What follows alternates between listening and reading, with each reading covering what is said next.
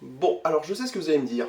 Elle est où la vidéo sur la République souveraine et sur la démocratie? Bah elle est pas là en fait. Parce que déjà elle me prend beaucoup trop de temps au niveau théorique, tout ça, etc. Il y a beaucoup de choses à retenir, à vulgariser. Et aussi parce que vu l'actualité transphobe, bah j'ai dû revoir mes plans. Donc je vais vous montrer la dernière vidéo d'une trilogie sur les mascus, sur les antiféminismes, etc. Et cette fois-ci on va parler de Charlie Hebdo. Bon visionnage. Charlie Hebdo, c'est une rédaction qui est très coutumière des scandales. Là, je pense que j'apprends rien à personne. Pour resituer, c'est un journal satirique qui fait de nombreux articles sur de nombreux sujets et qui va dans des unes, comment dire, qui peuvent être jugées assez trash, quoi, on va pas se mentir. Genre comme ça par exemple, ou comme ça.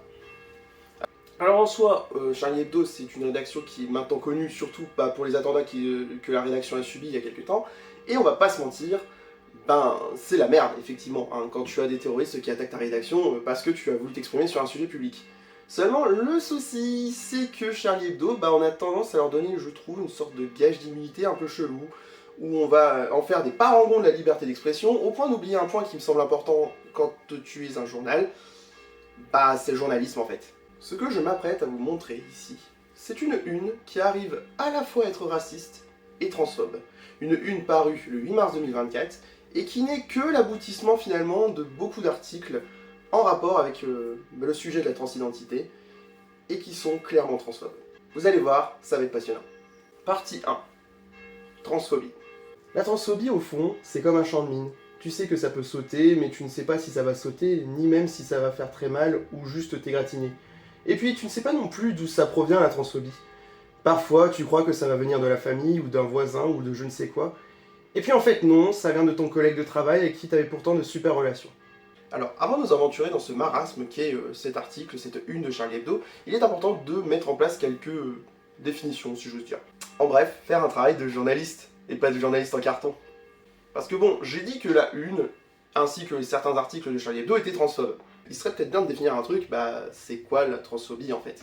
Parce que bon, sinon on va pas aller bien loin et vous allez pas comprendre. La transphobie, heureusement, on a un livre sur ce sujet-là, et ce livre s'appelle Sociologie de la transphobie. Il a été écrit par Arnaud Alessandrin et Karine Espinera, qui sont des spécialistes sur le sujet. Globalement, ce qu'il faut bien comprendre, c'est que ce livre, en fait, il va retracer l'histoire de la transphobie, ainsi que la manière dont elle s'exprime, que ce soit dans des rapports interindividuels, donc entre les personnes, donc un rapport plus personnel, mais aussi dans un contexte plus systémique, c'est-à-dire au niveau des institutions et de l'État. D'ailleurs, oui, c'est ça le truc. Systémique, c'est au niveau des institutions et de l'État. Voilà. Voilà. Et voici ce qu'on peut y lire. Nous rappellerons que la transphobie est le fruit d'un mécanisme complexe de sanctions institutionnalisées, par le droit mais aussi par la médecine, ayant des conséquences directes sur la vie des personnes trans en termes de discrimination, de mise à l'écart et de honte. Être une personne transgenre, c'est très simple. C'est faire face à beaucoup d'injections. D'injonctions. C'est pas du tout ce que je voulais dire. Donc concrètement, être une personne transgenre, en fait, c'est subir beaucoup d'injonctions de la part de la société. Donc on a dit de la part de son entourage, ça peut être sa femme, son fils, ça peut être, je sais pas moi, ta mère, ton père, enfin bref, peu importe. Ça peut être des personnes qui vont t'entourer et qui vont te dire, il faut que tu respectes les codes si tu veux par exemple qu'on te genre correctement, qu'on t'appelle avec le bon prénom, etc. Dans mon cas personnel par exemple, j'ai vu des personnes me dire dans mon entourage, désolé mais on peut pas te bien te genrer parce que tu fais pas trop d'efforts pour t'habiller de manière féminine. Voilà. C'est vous dire à peu près le niveau que c'est.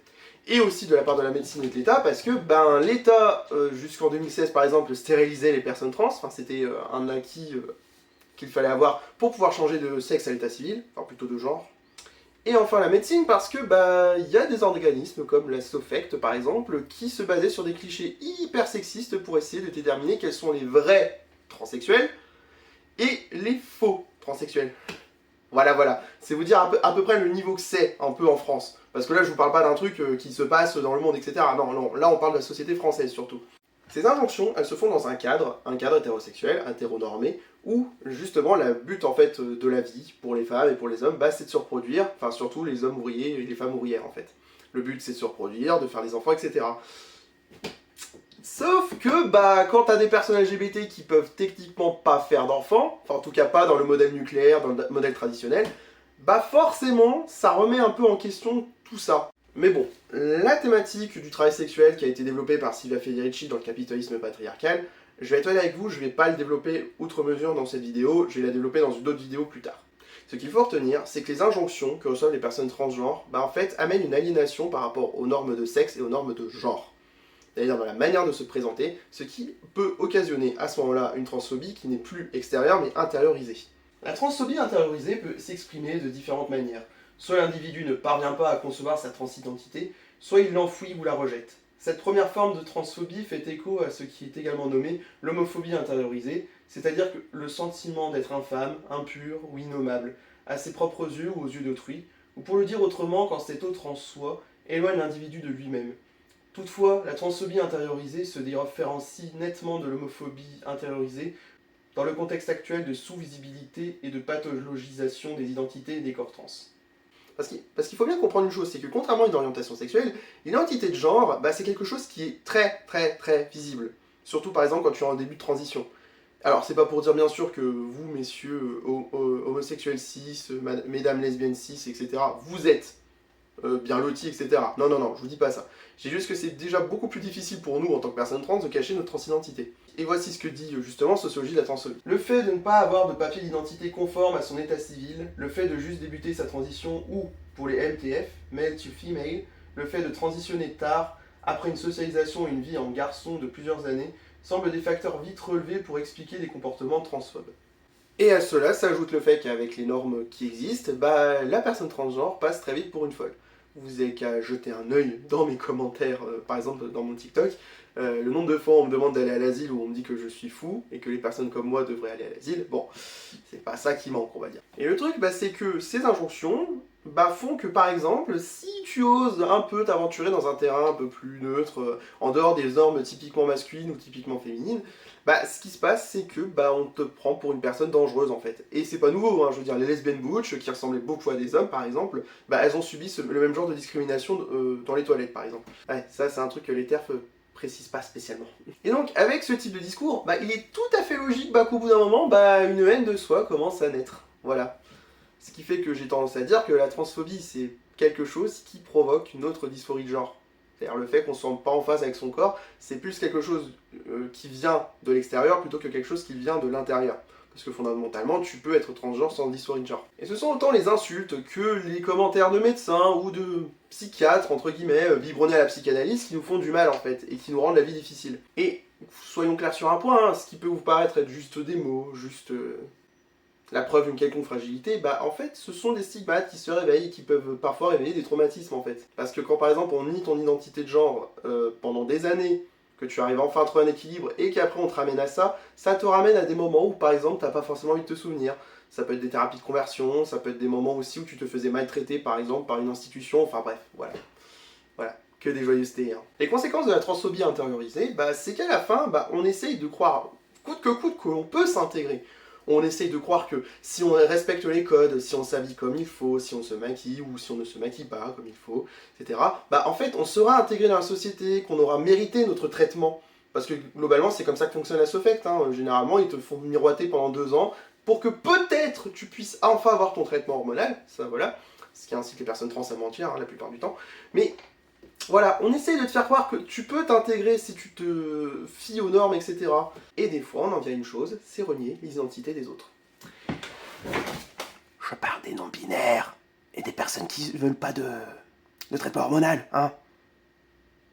Non, parce que clairement, t'as des personnes trans qui sont en mode j'ai subi de la transphobie, c'était normal, parce que voilà, il fallait que je me fie aux normes, et je ne vois pas pourquoi les autres ne feraient pas pareil.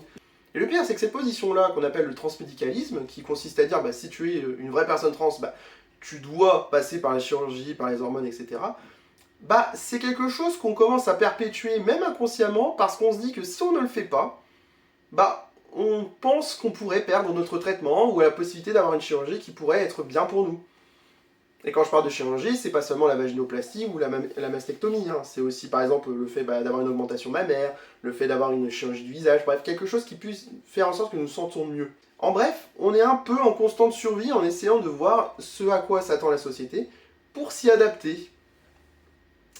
Et force est de constater que des fois, ça nous tue en fait. Parce que d'une part, comme je l'ai dit, il y a par exemple des organismes comme la SOFECT, qui a dû changer de nom depuis quelques temps, enfin bref, peu importe, qui sont en train de te dire bah non, en fait, on va arrêter ton traitement parce que tu as pris un peu de poids. Ou alors non, on ne te donne pas ton traitement après 2 ans où tu as passé pourtant montré tous les signes d'une dysphorie de genre, etc. Parce que tu n'es pas un vrai transgenre. Et voilà, et on va sortir les clichés comme ça, comme ça. Et même quand tu arrives enfin vers le précieux sésame, à savoir un traitement hormonal, etc., des rendez-vous pour tes chirurgies, bah t'es pas à l'abri de te faire tabasser par le premier venu qui va découvrir que t'es une personne trans et qui va te trouver dégueulasse. Voilà.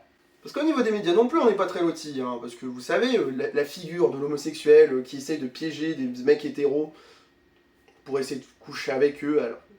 Bref, alors que bah, techniquement, voilà, le consentement, tout ça. Bah ça, voilà, c'est des clichés qui circulent aussi sur notre gueule. Et là, c'est même encore pire parce que bah, y a des personnes qui ont fait une défense aux États-Unis qui consistait à dire dès que j'ai vu que cette personne-là avait un pénis et que ce n'était pas une vraie femme, je me suis senti paniqué et donc je me suis senti légitime à la taper et à l'étrangler. Et c'est une défense qui a vraiment fonctionné, hein. Attention, hein, c'est vraiment quelque chose qui a fonctionné. Two high-profile cases involving LGBTQ victims include the 2015 murder of Daniel Spencer, a gay man in Austin, Texas, and Nikki Kuhnhausen, a trans teen who was killed in Washington state in 2019.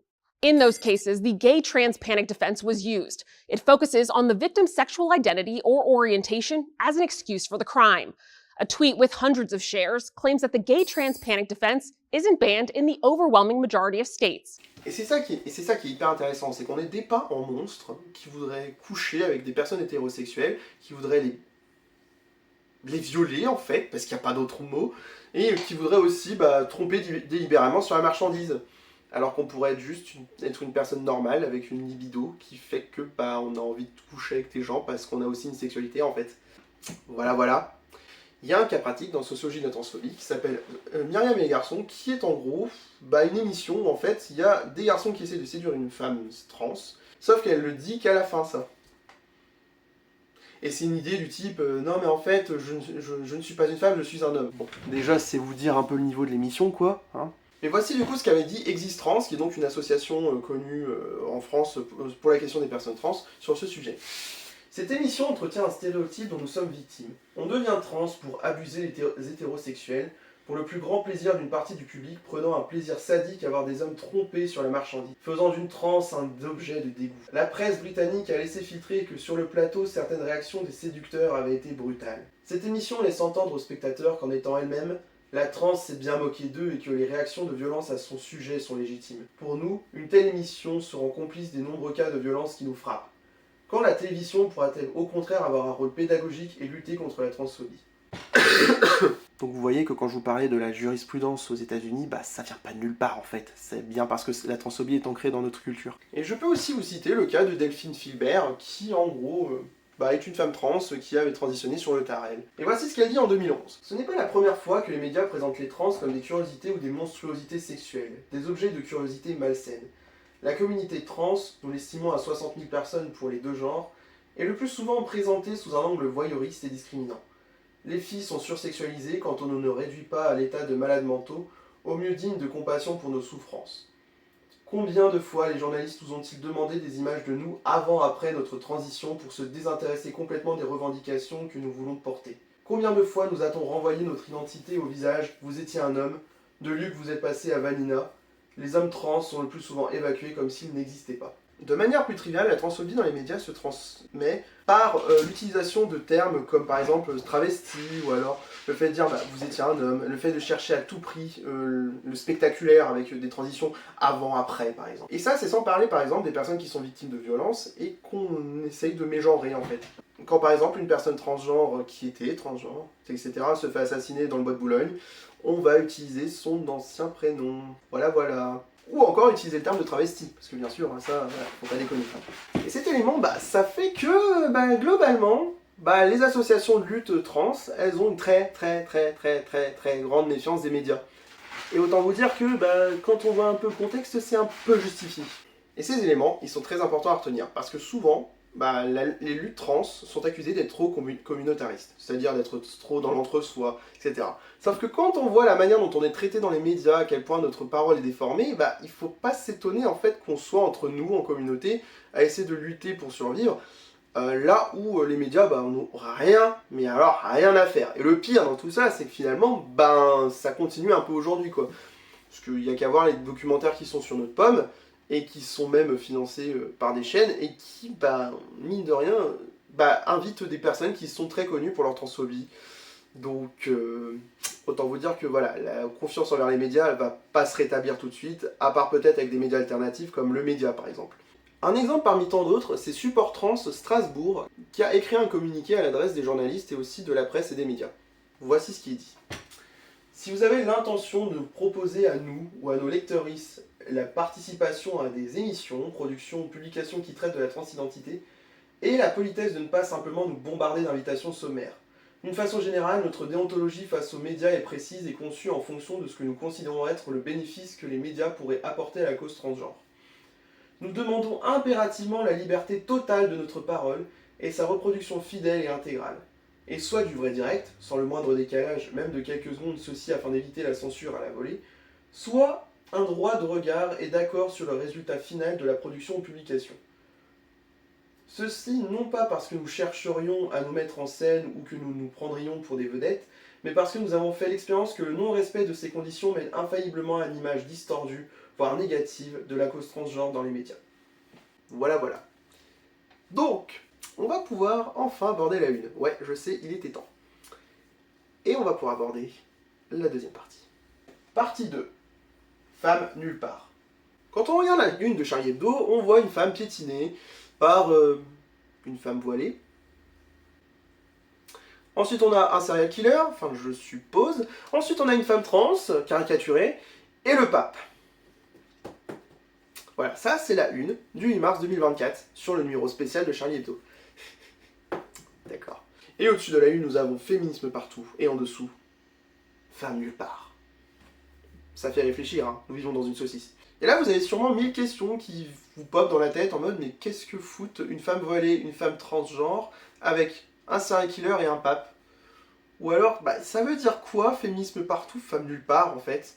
Parce que là, du coup, voilà, c'est assez confus quand même, hein. Donc, on pourrait supposer que le pape représente les réactionnaires religieux, et que le serial killer représente les incels, vous savez, ceux qui sont responsables des féminicides, etc. Alors, il n'y a pas que les incels, mais bref, vous voyez ce que je veux dire.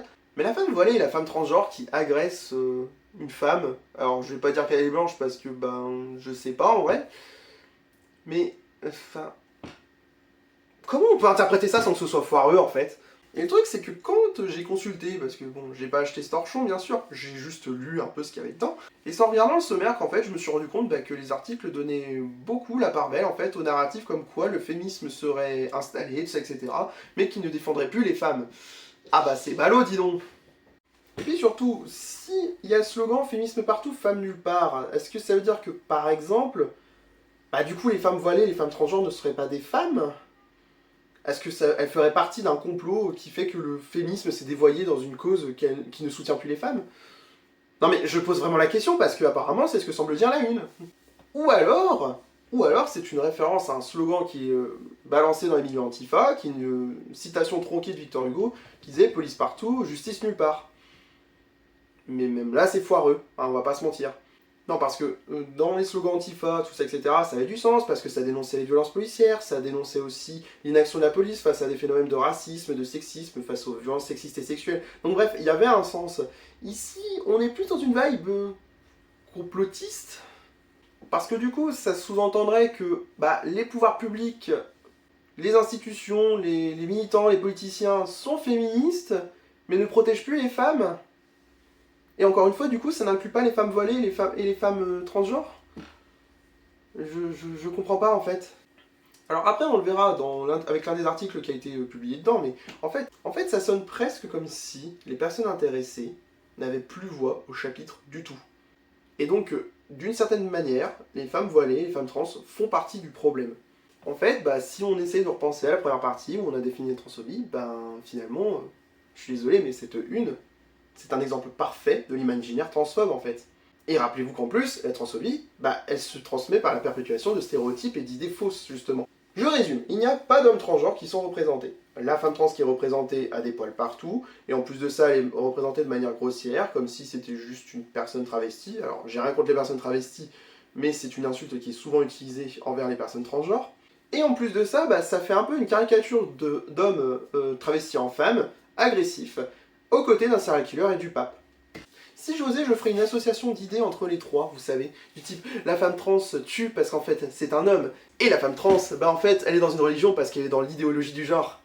Et ça se trouve, vous savez, c'est même pas une idée farfelue en fait, parce que quand je vois les commentaires de certaines féministes, entre guillemets, ou de personnalités connues, qui font le même type de commentaires au nom justement du féminisme, je commence sérieusement à me poser des questions en fait. J.K. Rowling par exemple, qui est en mode prouver que je suis transphobe, mais qui à un moment n'a pas arrêté de poster des faits divers avec des personnes transgenres, qui ont été jugées coupables de meurtre, ou aussi de viol, etc., afin de faire bien l'association entre violeurs et agresseurs, ou encore l'association entre, par exemple, je ne sais pas, les sectes et les personnes transgenres, qui est une spécialité de Dora Muto, de Marguerite Stern, par exemple. Alors après, rassurez-vous, ce ne sont pas les premières personnes à avoir théorisé tout ça, je veux dire, il y avait bien d'idées comme ça avant. Parce qu'au-delà, par exemple, des psychanalystes qui nous faisaient des cures à l'électrochoc, par exemple, pour nous soigner, entre guillemets, ou encore, je ne sais pas, moi, Janice Raymond, féministe abolitionniste, qui a fait un livre qui s'appelle The Transsexual Empire, et qui expliquait, sa petite théorie du complot du grand transplacement, qui est... Allez, je vous lis des extraits, c'est très drôle. Alors attention, Janice Raymond, elle voyait dans la transidentité une perpétuation des mythes patriarcaux, dans le but de coloniser l'identification féministe, la culture, la politique et la sexualité. Et elle déclare, je cite, « Tous les transsexuels violent le corps des femmes en réduisant la vraie forme féminine à un artefact, s'appropriant ce corps pour eux-mêmes.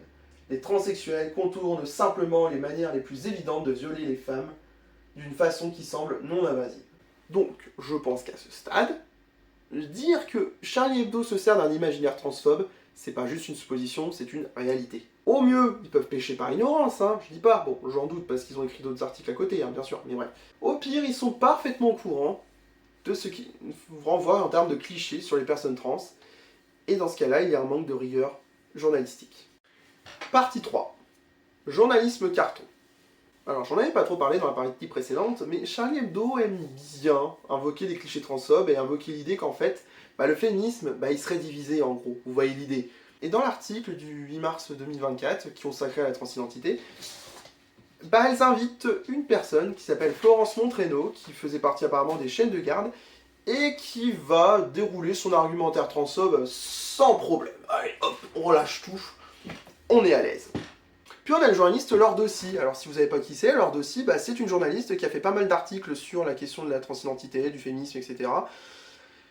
Et qui s'est beaucoup concentré sur les questions, par exemple, des Pride, avec les incidents qui a eu lieu entre plusieurs groupes féministes, notamment les féministes transphobes et les féministes, par exemple, plus du côté Antifa.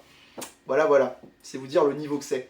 Et la première chose qui frappe dans ces articles, c'est la pauvreté des analyses, franchement. Mais vraiment, la pauvreté d'analyse journalistique, que ce soit les faits, ou même juste faire un travail de recherche. Vous savez ce que vous êtes censé faire quand vous voulez rapporter des informations, par exemple, au grand public. Alors le fait de laisser parler l'interviewé sur des questions, tout ça, etc., sans la juger, pourquoi pas? Mais il faudrait peut-être éviter les interviews de complaisance, en fait. Non, parce que moi, j'ai lu l'article, et je vous jure que la tronche des questions, mon Dieu. Alors bien sûr qu'il est impossible d'être totalement neutre, ça je suis tout à fait d'accord.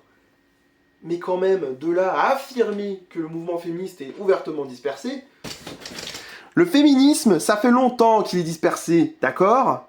Ça fait longtemps, sur des questions politiques, sur des questions de théorie, et sur la question de la lutte. Alors pourquoi vous me faites comme si le féminisme était dispersé maintenant? Et puis surtout, Florence Montraino qui dit qu'il y a des personnes qui se prétendent féministes, alors qu'elle parle des transactivistes.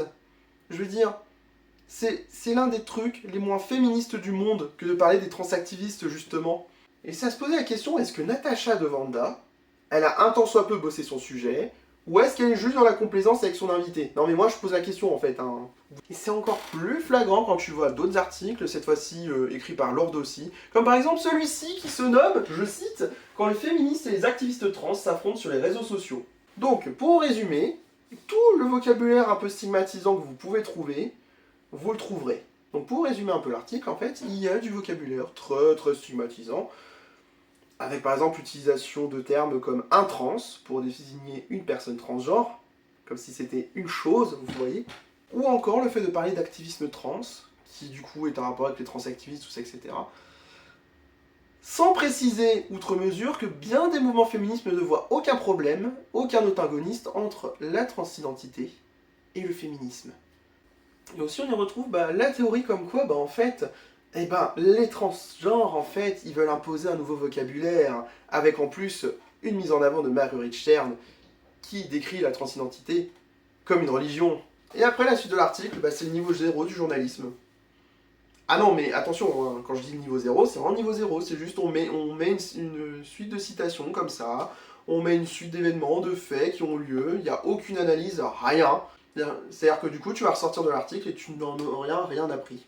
Allez, tiens, je cite.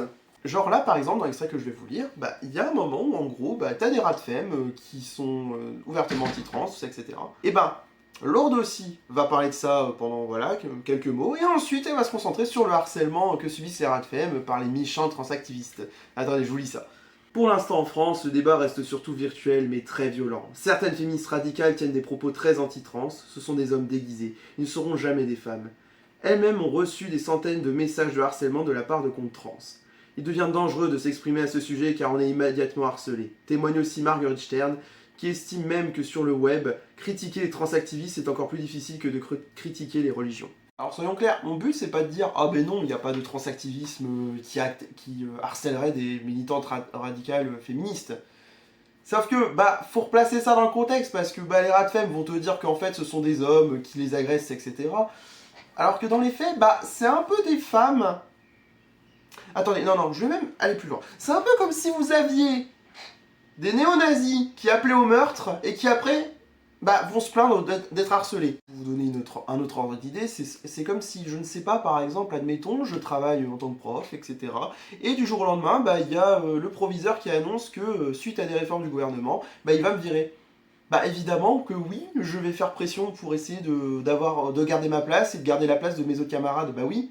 Donc techniquement ce serait du harcèlement, hein, on serait tout à fait d'accord. Vous voyez bien qu'on est loin de la binarité en mode « Ah mon dieu, nous nous faisons harceler alors que pourtant nous sommes si gentils ». Donc après avoir laissé des personnes parler de leurs petits complots, tout ça, etc., Lord aussi, elle se radoucit à la fin, hein. Elle parle d'une absurdité d'un combat, que à la fin c'est le patriarcat qui gagne, etc. Et on pourrait se dire, bon, Lord aussi a pas fait beaucoup de recherches, mais à la limite c'est pas grave, je veux dire, elle peut se tromper de temps en temps, l'important c'est qu'elle puisse s'améliorer sur le sujet. Sauf que personnellement, moi je reste très mitigé, hein, parce que comment dire, quand tu es un journaliste, soyons clairs, tu n'es pas neutre, ça je le dis, je le répète. Mais par contre, tu as un devoir, une déontologie à avoir. Et la déontologie, par exemple, c'est de faire des recherches sur le sujet que tu fais pour ne pas exprimer des opinions, mais bien des faits. Parce que, d'accord, Lexi n'avait pas écrit son livre encore à ce moment-là, donc Lourdes aussi ne pouvait pas l'avoir lu. Mais à l'époque, il y avait déjà des personnes spécialistes du sujet de la transidentité en France. Je pense par exemple à Arnaud Alessandrin, Modius Thomas, Karine Espiniera, enfin bref, il y en avait pas mal quand même. La transidentité, que ce soit en sociologie mais aussi en biologie, parce que oui, il y a des recherches en biologie, c'est quelque chose qui était déjà très acquis. Il y avait déjà des données présentes sur le territoire français, mais aussi dans les territoires américains, etc. Alors après, tu sais pas lire l'anglais, bon, c'est pas grave, hein, je veux dire, on peut dire, voilà, tu ne connais pas l'anglais, bon, qu'est-ce que tu fous en tant que journaliste dans ce cas-là, mais bref, c'est pas grave.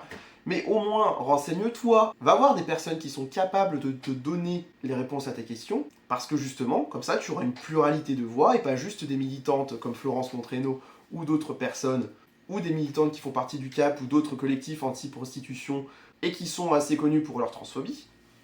Et à la place, contacte des personnes qui sont spécialistes sur le sujet. Je veux dire, Karine Espiniera, par exemple, c'est en sociologie qu'elle est douée. Justement, la sociologie des médias, parce que justement, elle a une formation en information et communication. Donc, elle connaît la place qu'ont les personnes transgenres dans les médias, comment elles sont perçues, et pourquoi il est important, justement, de parler de transphobie. Après, si vous voulez un truc plus biologique, on a par exemple les livres de Thierry Hockey. On a Anne Fosso-Sterling aussi, qui a écrit des livres sur justement la non-binarité des sexes, etc. Bref, plein de sujets qui peuvent être intéressants pour essayer d'aborder la notion de genre et de sexe, et essayer d'éviter d'être dans les pétitions de principe rat-femme qui sont très très loin des réalités en fait. Et même au-delà de ça, la question de la transition de genre, que ce soit chez les adultes ou chez les mineurs, il y avait encore une très très très grosse littérature sur le sujet. Tu ne peux pas passer à côté de ça. Donc je veux dire, si tu ne veux pas Si tu ne traites pas le sujet de la transidentité correctement, c'est pas parce que tu ne peux pas le faire, parce que tu n'as pas les bonnes données, parce que tu ignores, c'est parce que tu ne veux pas le faire. Puis même, médiatiquement, Dora Muto, Marguerite Stern et même J.K. Rowling, en 2021, il y avait déjà des indices qui pointaient vers le fait que ces personnes-là se cachaient derrière le féminisme pour s'attaquer à des personnes vulnérables, à savoir les personnes transgenres. Et du coup, vous comprenez très bien pourquoi j'ai passé toute une première partie à vous expliquer ce qu'est la transphobie, à essayer de vous expliquer en quoi les personnes transgenres étaient vulnérables par rapport aux médias, etc. Parce que ça vous permet de vous rendre compte à quel point Lorde aussi, quand elle parle d'un sujet, en fait, elle n'a fait aucune recherche. Son journalisme est un journalisme en carton.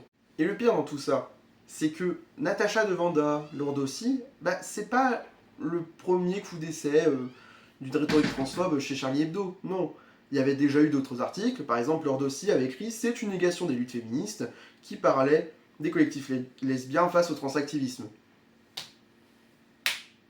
Voilà. Bon, et ça date de 2023, hein, donc c'est assez récent. Et en plus, à ce moment-là, Marguerite Stern, Dora Muto, ils avaient déjà écrit leur manifeste du féminisme. Ils s'étaient déjà associés avec des figures d'extrême droite, comme par exemple Julien Rochdy, du côté de Marguerite Stern. Donc, ouais, Charlie Hebdo, c'est pas la première fois qu'ils sont transphobes, en fait. C'est même quelque chose de répété, et c'est un pattern qu'on remarque assez souvent, quoi. Après, l'article était payant, donc j'ai pas voulu le consulter plus que ça, il n'est pas question que je paye pour ça. Par contre, j'ai peut-être abordé une autre thématique qui, là, me semble importante aussi, et c'est en rapport avec l'article « Quand des antifas s'en prennent à des féministes lors d'une manifestation ». Partie 4. La lutte des putes. Alors, avant de commencer, parce que je sens que ça va être compliqué, je tiens à préciser aux personnes qui tomberont sur cette vidéo, qui font partie du PCF ou du MJCF, ce que je vais développer sur la prostitution et le travail du sexe en règle générale ne regarde que moi. C'est ma réflexion et vous n'avez pas à me faire chier sur ce point. Si ce n'est pour avoir un point de vue critique sur la question. Cela va s'en dire. Bon, maintenant, retour à la partie. Vous vous souvenez peut-être d'une chose, c'est que quand j'ai parlé de Janice Raymond tout à l'heure, j'ai précisé que c'était une féministe abolitionniste. Et vous posez peut-être la question, mais pourquoi est-ce que je parle absolument de ça ? C'est à cause d'un point particulier, c'est que les féministes transphobes, elles ont, comment dire, une fâcheuse tendance à faire une sorte de déshonneur par association entre les personnes transgenres et les prostituées. Voilà. Il y a des prostituées surtout le trafic d'êtres humains, c'est-à-dire, on nous décrit un peu comme des sortes de alliés objectifs du patriarcat et des proxénètes. Et forcément, du coup, c'est une rhétorique qui est largement associée à l'offensive transphobe en ce moment, donc je ne peux pas y couper et je suis bien obligé d'étudier la question. Parce que bon, faudrait peut-être arrêter d'essayer de vouloir à tout prix faire en sorte que les femmes trans soient des ennemis des femmes et des alliés objectifs du patriarcat, parce que c'est pas du tout le cas en fait. Mais pour mieux aborder le sujet, va falloir que je fasse encore des définitions, notamment par rapport aux différents courants politiques qui existent par rapport à la prostitution, à savoir l'abolitionnisme, le réglementarisme, et surtout le syndicalisme, parce que c'est celui-là qui va surtout nous intéresser. Le réglementarisme, c'est un courant politique qui est apparu surtout au 19e siècle et qui a été officialisé en France. Et l'objectif, c'était de parquer en fait les prostituées dans des endroits précis, afin de leur permettre d'exercer entre guillemets en paix, mais surtout pour mieux les contrôler et contrôler les maladies qui passaient par là en fait. Je dis passer par là, mais en vrai, il y avait un gros problème de syphilis sous la France de Napoléon en fait. C'est surtout ça le problème. Et du coup, forcément vous imaginez que les bourgeois, ils se soucient un peu de la santé des pauvres gens. Je vais faire croire ça. Et voici ce que dit Lilian Mathieu dans Sociologie de la prostitution, qui est un livre que je vous recommande de lire parce que c'est assez intéressant et c'est là que j'ai tiré une bonne partie de mes données. La prostitution, toute répugnante qu'elle soit pour les réglementaristes, n'en est pas moins pour eux indispensable au maintien de l'ordre et de la santé du corps social. L'idée qu'elle constituerait un égout séminal est ainsi développée sous la monarchie de Juillet par celui qui s'est imposé comme le principal théoricien du réglementarisme, le médecin hygiéniste Alexandre Parent du Châtelet, auteur d'une vaste enquête sur la prostitution parisienne de l'époque. Pour lui, les prostituées sont aussi inévitables dans une agglomération d'hommes que les égouts, les voiries et les dépôts d'immondices. Et la prostitution constitue une sorte de digue, destinée à contenir les débordements extra-conjugaux et empêcher qu'ils ne se répandent et contaminent le reste du monde social. Et c'est là qu'arrive l'abolitionnisme. Joséphine Butler, qui est née en 1828, Donc, Joséphine Butler, née en 1828, a beaucoup participé et est devenue la figure de proue de l'abolitionnisme dans le sens de l'abolition de la réglementation de la prostitution. Et c'est ça le sens premier du terme abolitionnisme. Parce que, ouais, le réglementarisme, il y a quelques soucis, notamment les répressions policières et le fait que, pour la première fois, une catégorie de prostituées est vraiment créée dans des registres en Europe pour essayer de cataloguer les femmes qui sont en situation de prostitution, justement. Cet abolitionnisme, en fait, il est sur une base surtout très morale, très chrétienne, type chrétien de gauche si vous préférez. Et dans cette idée, forcément oui, Joséphine Butler considère que la prostitution n'est pas un mal nécessaire, étant donné que l'abstinence et surtout la fidélité conjugale pourraient résoudre ces problèmes. Mais l'abolitionnisme est aussi irrigué par un courant puritain qui plaide pour la censure des désirs sexuels, dénonce le vice cautionné par l'État et vise non seulement la prostitution, mais toute forme de débauche extra-conjugale. Ce moralisme d'inspiration religieuse prend à la fin du siècle l'ascendant sur l'aile progressiste, tant en France, avec la création en 1883 de la Ligue française pour le relèvement de la moralité publique, qu'en Angleterre où est fondée en 1885 la National Vigilance Association. Donc oui, l'abolitionnisme c'est pas un courant très unique qui vise seulement à abolir la réglementation de la prostitution. C'est un courant qui est traversé par de nombreuses forces en présence, autant des forces de gauche de l'époque, avec les socialismes, etc., que les personnes chrétiennes, les chrétiens de gauche, si vous voulez. Exemple très simple, le mouvement d'Uni, qui est un des collectifs abolitionnistes les plus connus aujourd'hui en France, il est issu justement d'une mouvance chrétienne à la base, d'une mouvance religieuse. Lilian Mathieu, dans son livre Sociologie de la prostitution, explique aussi que le courant abolitionniste va prendre beaucoup plus d'ampleur, notamment avec le trafic d'êtres humains, notamment avec la fake news de la traite des blanches, qui à l'époque, au XIXe siècle, était une fake news attestant que des femmes blanches étaient enlevées pour être vendues à des personnes dans les pays du Maghreb, justement. Ça s'est justement effectué dans un contexte où la xénophobie était assez forte, notamment envers les étrangers et surtout les juifs en fait. Et d'ailleurs, si vous voulez savoir, il y a des restes de ce complot justement au XXe siècle, avec par exemple la rumeur d'Orléans où on théorisait qu'en fait il y avait des vendeurs juifs qui enlevaient des femmes, par exemple dans des salons de coiffure, dans des magasins, etc., pour ensuite les balancer dans un réseau de prostitution. Ouais, c'est très jojo, disons. Ce qu'il faut retenir tout simplement, c'est que l'abolitionnisme en fait a fait que la femme était une vecteur de maladie avant, et que maintenant, la prostitution est vue comme une inadaptation sociale. On a un discours très psychologisant, en essayant d'expliquer pourquoi des femmes tombent dans la prostitution, en expliquant des carences affectives, en expliquant une naïveté, etc., etc. Comme dans d'autres secteurs du travail social, l'approche de la prostitution y est à dominante psychologique, envisageant la conduite prostitutionnelle comme un symptôme de trouble de la personnalité ou de carences affectives trouvant souvent leur origine dans la petite enfance. Hey, c'est moi, après la victoire du NFP. Je viens juste pour vous dire que j'ai oublié un petit détail en fait, c'est que dans la terminologie utilisée pour distinguer les différents courants politiques pour ou contre la prostitution, il y a le prohibitionnisme. Et on considère que généralement ceux qui se proclament abolitionnistes sont plus prohibitionnistes dans le sens qu'ils veulent arrêter la prostitution sans forcément sortir du capitalisme. Ce qui est forcément reproché à pas mal de courants, étant donné qu'ils veulent arrêter la prostitution définitivement sans forcément sortir du capitalisme en première condition. Voilà, c'était juste une petite chose à préciser. Bisous. C'est avec l'apparition du virus de sida que là, tout va changer. Notamment parce que des prostituées vont se mettre à fonder un système de santé communautaire basé sur le système de syndicats en fait. Et c'est à partir de là que les prostituées vont pouvoir prendre en charge en eux-mêmes leur propre santé avec des chercheurs justement, notamment avec le bus des femmes, avec le PAST aussi, ou alors en fondant carrément des syndicats, comme par exemple le STRAS. Le but est moins de créer un parcours de sortie comme le voudraient les abolitionnistes, mais plutôt de permettre aux prostituées d'effectuer leur métier de manière la plus sécurisée possible, notamment en ayant accès à des soins dont elles n'auraient pas accès, mais aussi par exemple en sachant où se tourner si par exemple il y a des problèmes, notamment avec des clients, ou encore si par exemple elles se font agresser, etc. etc. quoi. Car il faut savoir que effectivement, le syndicalisme, c'est une solution qui pourrait être assez intéressante et qui correspond un peu à ce qu'on voit avec le cas rude, qui préfère éviter d'infliger un sevrage trop violent aux personnes qui souffrent d'une addiction à la drogue et qui plutôt cherchent à les accompagner pour qu'elles puissent se droguer de manière safe et qu'au fur et à mesure, il puisse y avoir un accompagnement. Si, je précise, la comparaison n'est pas totalement bonne, étant donné que le seul point commun entre le fait de se droguer et de se prostituer, c'est le stigmate qu'il y a dessus. Voilà comment Lilian Mathieu décrit les choses dans son livre. La santé communautaire suppose la participation active de la population à laquelle elle est destinée. des prostituées et ex-prostituées en l'occurrence, sont salariées en tant qu'animatrices de prévention, car dotées d'une connaissance pratique de la prostitution garante d'une adéquation de l'intervention aux spécificités de son public. Dans cette perspective, l'expérience du trottoir n'est plus considérée comme une inadaptation, mais comme une compétence irremplaçable et l'horizon de la réinsertion disparaît au profit d'une attention aux conditions immédiates de la pratique prostitutionnelle. Donc, actuellement, le réglementarisme, c'est un peu mort en France. J'insiste bien, c'est un peu mort. L'abolitionnisme a le vent en poupe, même si c'est moins un abolitionnisme qui cherche à changer radicalement la société qu'un abolitionnisme qui cherche plus à faire de la pétition de principe. Et concernant le syndicalisme, il a l'air de plutôt bien fonctionner. Parce que comme je vous l'ai dit, il y a des syndicats maintenant qui existent, il y a ACT UP, il y a le STRAS, bon, dans une certaine mesure, il y a aussi Accept ST qui offre du soutien aux personnes transgenres qui sont dans la prostitution. Et donc la question, c'est qu'est-ce qui ne va pas? Qu'est-ce qui ne va pas, selon les féministes radicales, quand ils parlent de personnes transgenres, quand on parle des fronts de résistance transgenres, avec les milieux de la prostitution?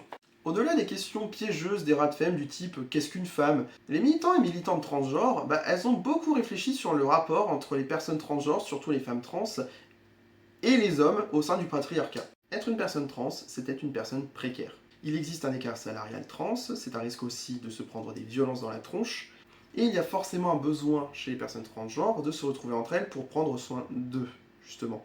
Les femmes transgenres, migrantes, qui arrivent sur un territoire donné, comme par exemple le territoire français, étant donné qu'elles n'ont pas accès à beaucoup de choses en tant que personnes trans migrantes, elles sont obligées de trouver un moyen, peu importe lequel, pour payer d'abord leurs frais médicaux, pour essayer par exemple, je ne sais pas moi, de vivre à peu près décemment. Bref, il y a des moyens qui sont mobilisés par ces personnes trans pour essayer d'avoir un semblant de vie. Et ça, c'est sans compter aussi les personnes transgenres qui vont par exemple faire du travail du sexe justement parce qu'elles ont besoin de payer quelque chose ou parce que le salaire qu'elles ont actuellement ne leur suffit pas. Je parlais par exemple d'écart salarial trans, mais on peut aussi par exemple parler des actes transphobes sur le lieu de travail. On peut parler aussi du fait que des opportunités sont retirées à des personnes transgenres parce que trans justement. De ce fait, la prostitution, c'est leur seul gagne-pain. Et il n'y a pas une sorte de binarité en disant « Ah, mais je prends beaucoup de plaisir moi à me prostituer, oh lolololo !» J'irais même jusqu'à dire que bien des personnes trans, en gros, sont au courant que le travail sexuel, c'est un travail en fait. C'est juste là pour subvenir à leurs besoins. Ça les saoule de devoir faire ça.